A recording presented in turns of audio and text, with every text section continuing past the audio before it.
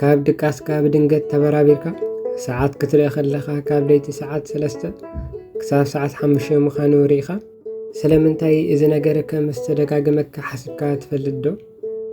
ኣብዚ ግዜ እዚ ማለት ካብ ሰዓት 3 ክሳብ ሰዓት 5 ናይ ንጎሆ ዘሎ ሰዓታት ድቃስ ምሳንካ ወይ ድማ ናይ ድቃስ ምዝንባዕ ጥዕናዊ ፀገም ኣይኮነን። እግዚአብሔር ባዕሉ ይፅዋዓካ ምህላው እዩ። እዚ ኣጋጣሚ ኣይኮነን። እዚ መለኮታዊ ቆፀራ እዩ። እምበኣር ኣብዚ ናይ ሎሚ ትሕዝቶና እግዚአብሔር ዝመረፆም ሰባት ኣብዚ ሰዓታት እዚ ስለምንታይ ከም ዘበራብሮምን ኣብ ድሕሪኡ ዘሎ መንፈሳዊ ምስጢርን ክንርኢ ኢና። ክሳብ መወዳእታ ምሳና ፀንሑ። ኣብ መጽሓፍ ቅዱስ ፀሓይ ካብ እትዓረብ ክሳብ እትወፅእ ዘሎ ግዜ ኣብ 4 ክፍለ ግዜያት ይምቀል። ነፍሲ ወከፎም ድማ ናይ 3 ሰዓታት ፃንሒት ኣለዎም። ተቐዳማይ ክፍለ ግዜ እምበኣር ካብ ምሸት ሰዓት 6 ክሳብ ሰዓት 9 ዘሎ ኮይኑ ናይ ምስጋናን ምስልሳልን ግዜ እዩ። ተኻልኣይ ድማ ካብ ምሸት ሰዓት 9 ክሳብ ፍርቂ ለይቲ ዘሎ ኮይኑ ናይ ምልጃ ግዜ እዩ። እቲ ሳልሳይ ክፍለ ግዜ ድማ ካብ ፍርቂ ለይቲ ክሳብ ሰዓት 3 ዘሎ ኮይኑ ናይ መንፈሳዊ ኩናትን መጥቃዕትን ግዜ እዩ። እቲ ራብዓይ ክፍለ ግዜ ድማ ካብ ሰዓት 9 ናይ ለይቲ ክሳብ ወጋሕታ ፋዶስ ዘሎ ሰዓት ኮይኑ ናይ መለኮታዊ ምብፃሕን ምግላፅን ግዜ ተባሂሉ ይፍለጥ። እዞም 4 ክፍለ ግዜያት ተራ ሰዓታት ኣይኮኑን። እግዚአብሔር ንህዝቡ ወኪሉ ብሓይሊ ዝንቀሳቀሰሎም ግዜያት እዮም። ያዕቆብ ምስ መልኣኽ ተባኢሱ በረኸት ዝወሰደሉን ታሪክ ዝቀየረሉን ኣብዚ ግዜ እዩ። ዘፍጥረት ምዕራፍ 32:26 ኢየሱስ ክርስቶስ ደቂ መዛሙርቱ በቲ ማዕበል ክጭንቁ ከለው ርእዩ ንምድሓኖም ብማይ እናሰጎመ ዝመፀሉ እዋን ኣብቲ 4ይ ክፍለ ግዜ ማለት ወጋሕታ እዩ ነይሩ። ማርቆስ ወንጌል ምዕራፍ 6:48 ከምኡውን ጳውሎስን ሲላስን ኣብ ቤት ማሕበስ ኮይኖም እናዘመሩ ከለው እቲ መሰረት ቤት ማሕበስ ዝተናወፀሉን ማእሰርቶም ዝተፈትሐሉን ኣብዚ ሰዓት እዚ እዩ። ብዙሓት ሰባት ኣብ ሰዓታት እዚ ካብ ድቃሶም ምስ ዝበራበሩ ይስንብዱ እዮም። ከም ሕማም ወይ ጭንቀት ገይሮም እውን ይወስድዎ። ግና እግዚአብሔር ዝተንስኣካ ህፁፅ መልእኽቲ ስለ ዘለዎ እዩ። ኣብዚ መለኮታዊ ሰዓት እዚ እግዚአብሔር ከም እትነቅሕ ዝገበረሉ 3 ዓበይቲ ምክንያታት ክንርኢ ኢና። ተቐዳማይ እምበኣር ናይ ጸሎት ፃውዒትን መንፈሳዊ ኩናትን እዩ። እዚ ናይ ወጋሕታ ሰዓት ብመንፈሳዊ ሓይሊ ዝተመለ እዩ። ሰይጣንና ኣብ መዓልቲ ንዝገብረ መጥቃዕቲ ወዲት ዝኣልመሉ ሰዓት እዩ። ሰብ ክድቅስ ከሎ ጸላኢ ይመጽእ። እዚ ማለት ቀትርን መዓልትን ኣይሰርሕን እዩ ማለት ዘይኮነስ ኣብዚ ሰዓት እዚ ብዝያዳ ስርሑ ይሰርሕ ማለት እዩ። ኣብ ወንጌል ማቴዎስ ምዕራፍ 13:25 ኢየሱስ ክርስቶስ ክዛረብ ከሎ ሰብ ክድቅስ ከሎ ጸላኢኡ መጸ እሞ ኣብቲ ስርናይ ክርዳድ ዘርኡ ኸደ ይብል።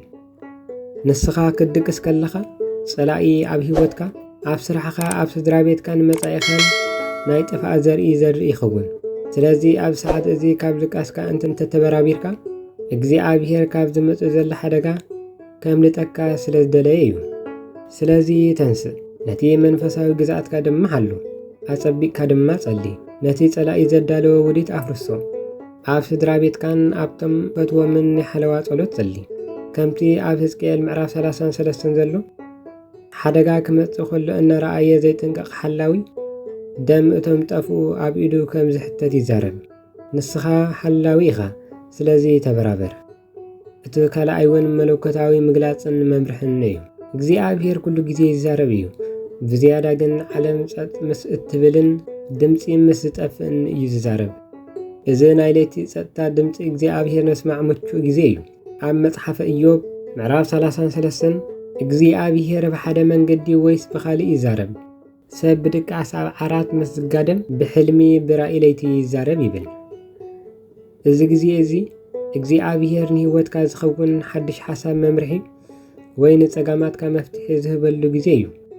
ናይ መጻኢ ምስጢራት ይገልጸልካ፣ ካብ ዝመጽእ ሓደጋ የጠንቀቐካ። ስለዚ ካብ ድቃስካ ምስ ተበራበርካ ኣብ ጸጥታ ኮንካ ኣሰላስል። እግዚአብሔር ብመንፈስ ቅዱስ ገይሩ ናብ ልብኻ ዘምጽኦ ሓሳባት ድማ ጽሓፉ።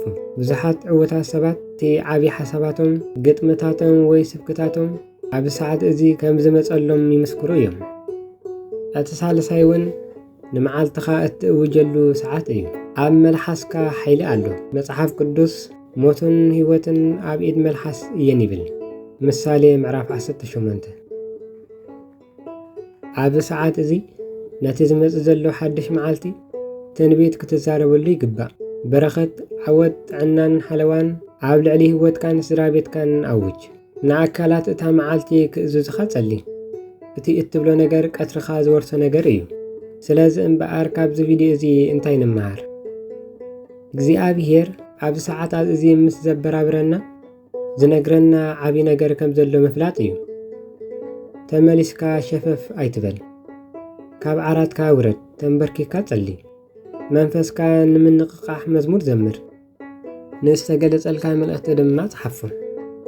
ከምዚ ኢልና ድማ ንጸሊ።